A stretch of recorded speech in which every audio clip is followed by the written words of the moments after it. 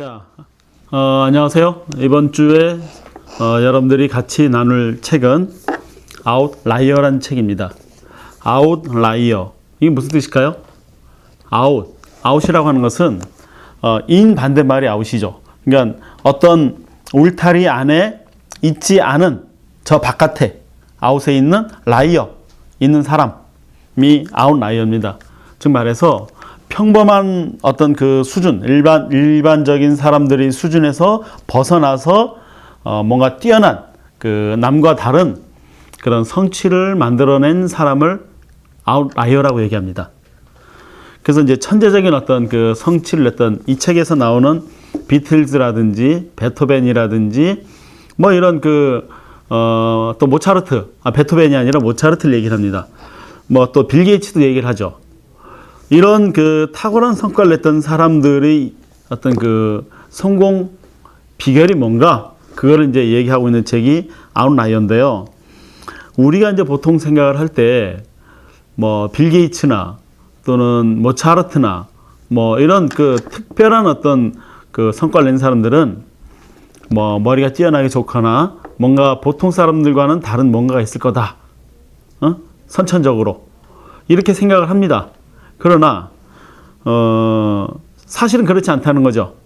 그래서 아웃라이어를 통해 이 아웃라이어들이 어떻게 해서 그런 성과를 냈는지에 대해서 이 책에서 이제 그 비결을 담고 있는데 이 책을 읽으면 굉장히 희망적입니다. 왜냐하면 보통 사람들도 즉 우리 같은 사람들도 아웃라이어가 될 수 있다라는 어떤 가능성을 알려주는 책이기 때문입니다. 하나씩 보자면 아웃라이어가 되기 위한 첫 번째 조건이 뭐냐? 보통 우리가 생각할 때 머리가 좋다, 선천적으로 타고난 어떤 뭔가 재능이 있다 라고 생각을 하는데 이 책에서는 그것을 부정합니다. 아웃라이어가 되기 위한 첫 번째 조건은 뭐냐면 천재적인 재능이 아니라 후천적으로 살아가면서 어떤 한 분야에 1만 시간 동안 집중적인 에너지를 투입했던 그런 결과물이 아웃라이어다라고 얘기를 하고 있습니다. 즉 누구나 아웃라이어가 될 수 있다는 얘기죠. 아웃라이어가 된 사람들의 그 방법을 따라서 한다면 누구나 다 그렇게 될 수 있다는 얘기입니다. 그래서 기존의 성공 법칙에 돌을 던져라 라고 얘기를 합니다. 진짜 재능은 IQ가 아니라 통찰력이다. 통찰력이라고 하는 것은 남들이 보지 못하는 그 뭔가를 보는 거를 통찰력이라고 하죠. 예. 빌 게이츠는 그래요. 그냥 어떤 잡지에서 나온 아주 그 원시적인 컴퓨터 그걸 보고 세상이 어떻게 바뀔 것이다 라고 하는 것을 그걸 봤습니다. 그리고 그것을 자기 꿈이 됐죠. 자기가 만든 어떤 그 소프트웨어가 세상의 모든 가정과 사무실과 책상에 올라갈 건데 그건 보통 통찰력이 아닙니다. 그런 컴퓨터에 자기가 만든 프로그램을 다 장착시키겠다. 이런 그 비전을 가지고 어떤 하나의 1만 시간 이상의 집중력의 에너지를 투여를 했다. 그게 이제 통찰력이다. 그래서 재능보다 태도가 중요한데 그 태도라고 하는 것이 뭐냐면 보통 재능이 많은 사람들, 다양한 재주를 갖고 있는 사람들이 보통 성공은 잘 못합니다. 똑똑하긴 하나. 그런데 진짜 성공을 만든 사람들은 어떤 자기가 정한 목표, 또 비전, 또는 어떤 삶의 방향, 거기에 대한 그 중단 없는, 그 다음에 포기하지 않는 그런 진지한 태도를 지속적으로 유지했다. 그런 태도를 지속적으로 유지했다. 그것이 바로 진짜 성공 법칙이다. 라고 얘기하는 거예요. 즉 말해서 통찰력, 무엇을 볼 거냐? 두 번째, 그것을 향해서 중단 없는 지속적인 그런 그 계속 에너지를 유지해가는 그런 태도. 그것이 성공 법칙이라고 아주 단순하게 핵심을 얘기를 하고 있습니다. 그래서 우리가 이 사회에서 원하는 것은 머리가 선천적으로 좋은, 즉 말해서 IQ. 근데 IQ는 주로 좌뇌를 측정하는 겁니다. 수치적인 거, 공간적인 거, 뭐 이런 감각적인 거, 이런 거를 이제 측정하는 게 IQ고, IQ의 문제점은 지금 굉장히 그 많은 문제점을 지적을 많이 해요. 그래서 IQ가 아니라 다중지능 이론이라는 것도 나오고, 그 다음에 뭐 감성지수, 또 뭐 무슨 지수, 뭐 이런 여러 가지의 어떤 그 삶에서 필요한 여러 가지가 필요하다. IQ가 다가 아니다라고 얘기를 합니다. 이 책에서 얘기하는 진짜 중요한 이 사회에서 요구하는 지능은 실용지능이라고 얘기를 합니다. 실용지능. 실용지능이 뭐냐? 뭔가를 누구에게 언제 어떻게 말했을 때 가장 큰 효과를 낼 수 있느냐? 그 방법을 아는 것. 그게 이제 실용지능이라는 건데요. 예를 들어서 거의 비슷한 동시대에 살았던 천재가 이제 있습니다. 에디슨이라는 사람과 테슬라라는 사람이 있어요. 물론 그 내용은 이 책에 나오지는 않는데요. 테슬라는요, 정말 불세출의 천재입니다. 타고난 천재예요. 그리고 에디슨보다 굉장히 뛰어난, 그리고 더 빠른 어떤 그런 정말 두뇌를 갖고 있어요. 그리고 또 어떤 그런 성과를 내기도 했고. 그러나 테슬라는 사는 동안 내내 가난하게 살고 뭔가 많은 사람들에게 영향을 줄 수 있는 발명품은 여러분들이 모르듯이 저도 모릅니다. 그러나 에디슨은 백열전구, 축음기, 뭐 기타 등등 수많은 발명품이 많은 사람들에게 어필을 하고, 실제로 에디슨은 엄청나게 돈을 많이 번 사람이에요. 테슬라와 에디슨의 차이는 뭐냐? 에디슨은 자기가 발명하고자 하는 발명품이나 하고자 하는 일에 대해서 굉장히 많은 사람들에게 호응을 얻고, 그 다음에 그런 어떤 긍정적인 여론을 조성할 줄 아는 아주 탁월한 실력을 갖고 있어요.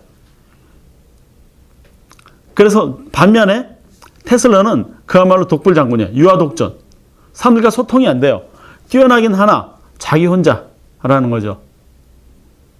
그래서 실용지능이라는 게 테슬라 같은 선천적인 그런 어떤 실력, 어떤 천재적인 지능을 얘기하는 게 아니라 에디슨처럼 자기가 하고자 하는 일을 언제, 누구에게, 어떻게 얘기를 했을 때 홍을 끌어내고 같이 힘을 모을 수 있게 할 수 있느냐라고 하는 거. 이런 게 이제 실용지능인데요. 그런 걸 다른 말로 말하면, 한마디로 얘기하면 커뮤니케이션이죠. 에디슨은 그야말로 커뮤니케이션의 천재입니다. 테슬라는 커뮤니케이션의 완전히 꽝입니다. 꽝.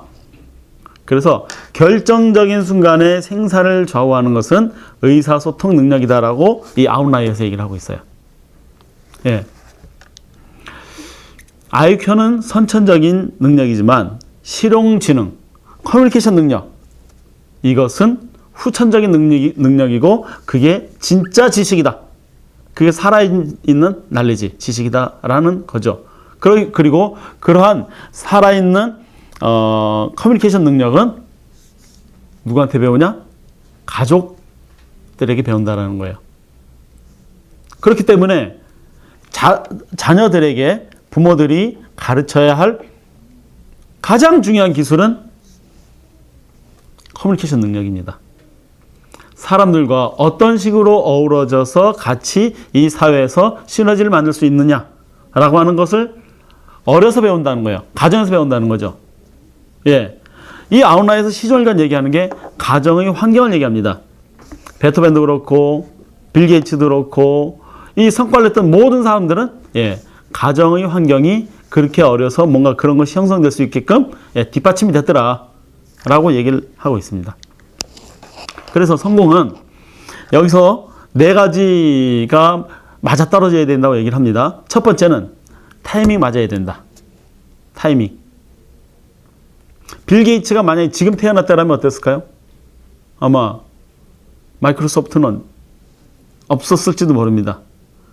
또 다른 천재인 스티브 잡스와 동시대에서 뭔가 경쟁을 하면서 했기 때문에 뭔가 벤치마킹을 하고 뭔가 창조적 모방을 통해서 성과를 만들었다. 첫 번째 타이밍.